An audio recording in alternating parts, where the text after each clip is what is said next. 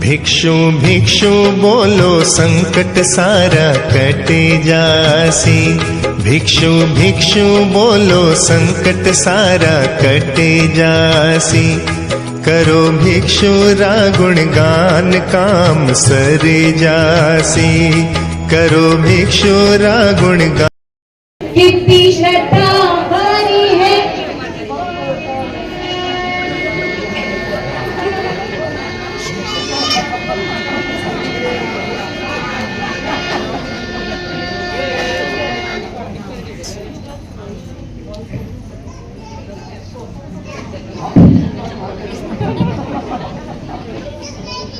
तो आप सब मेरी गाथा सुनने के लिए तैयार हैं? मेरा नाम भीकण है। मेरा नाम भीकण है। मेरा जन्म कंटालिया ग्राम की पुण्य धरा पर विक्रम संवत 1783 में हुआ। पिता बल्लू शाह का मेरे जन्म के कुछ वर्षों बाद ही स्वर्गवास हो गया। माता दीपा ने अकेले मेरा भरण पोषण किया। बाल्य अवस्था में ही मेरा विवाह बगड़ी के बाटिया परिवार की पुत्री सुगनीबाई से कर दिया गया। एक कहानी भी आपको मैं बताता हूँ मेरी बाल्य अवस्था की। मेरे चाचा श्रीमान प्रेमराज जी मेरे साथ हमेशा हंसी मजाक किया करते थे। वे मेरे सर पर बहुत जोर से मारते और यह कहकर मेरा उपहास उड़ाते कि मैं तो तेरी खोपड़ी मजबूत कर रहा। मुझे ये बात बिल्कुल पसंद नहीं आती थी। मेरे बार बार मना करने के बाद भी वे नहीं मानते थे। फिर एक दिन मैंने अपनी पगड़ी में नुकीले कांटे छुपा दिए। जब उन्होंने मेरे सर पर जोर से मारा तो उनके हाथ में गहरी चोट आ गई। फिर उसके पश्चात उन्होंने वह शरारत कभी नहीं की। अब आगे चलते हैं। पूर्ण युवा अवस्था में मैंने और मेरी पत्नी ने सह जोड़े दीक्षा लेने की कल्पना की, पर वह कल्पना ही रह गई, क्योंकि मेरी पत्नी का देहावसान हो गया। फिर मैंने अकेले ही 22 संप्रदाय के गुरु रघुनाथ जी के पास दीक्षा लेने की सोची, पर माँ नहीं मानी। माँ को मनाने के लिए रघुनाथ जी स्वयं पधारे और माता दीपा से कहा, दीपा भाई थारो बेटो शेर सु गूंजेला। दीपा भाई थारो बेटो शेर सु गूंजेला। कटेगा कर्म कायर थर थर दूजेला। कायर थर थर दूजेला। हो भिक्षु अब तो हो गयो थारो बेड़ो पार हो। बेड़ो पार हो। माँ ने रघुनाथ जी के समझाने के बाद सहज ही अनुमति दे दी और मैं संयम पथ की ओर आरोहित हो गया। आगमों का मैंने गहन अध्ययन किया।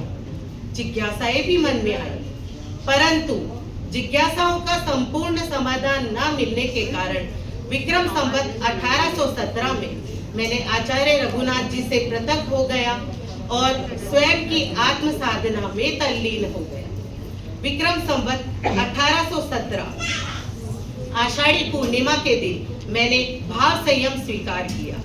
विक्रम संवत 18 उसी समय श्रावण कृष्णा एकम को केलवा के शासक रावल मोखम सिंह जी के रावलिये में मैं गोचरी लेने गया और उन्हें प्रथम दान का अवसर प्राप्त हुआ। विक्रम संवत 1832 में मैंने प्रथम मर्यादा संघ को मजबूती देने के लिए प्रथम मर्यादा पत्र लिखा। अंतिम मर्यादा पत्र विक्रम संवत 1859 में लिखा। मुझे बहुत प्रसन्नता है कि उन मर्यादाओं का आज भी हमारे तेरापंथ धर्म संघ में समुचित रूप से पालन हो रहा है। बहुत बहुत प्रसन्नता है। और उस मर्यादा पत्र में एक गुरु की आज्ञा में रहने की बात लिखी गई थी। उसके पश्चात भारमल जी को मैंने भाभी आचार्य के रूप में नियुक्त किया। भारमल जी एवं उनके पिता किस्नो जी साथ में दीक्षित हुए थे, पर भारमल जी का मेरी तरह ही सत्य की राह पर सटीक झुकाव था। भारमल जी वे इतने मेरे प्रति विनम्र थे कि मेरे इंगित पर स्वयं के प्राण न्योछावर करने के लिए भी सदैव संकल्पबद्ध रहते थे। और रायचंद्र मेरे भाभी छोटे शिष्य थे। रायचंद्र मेरे छोटे शिष्य थे। मेरे परलोक गमन के समय उन्हें दीक्षित हुए सिर्फ 2.5 वर्ष ही हुए थे।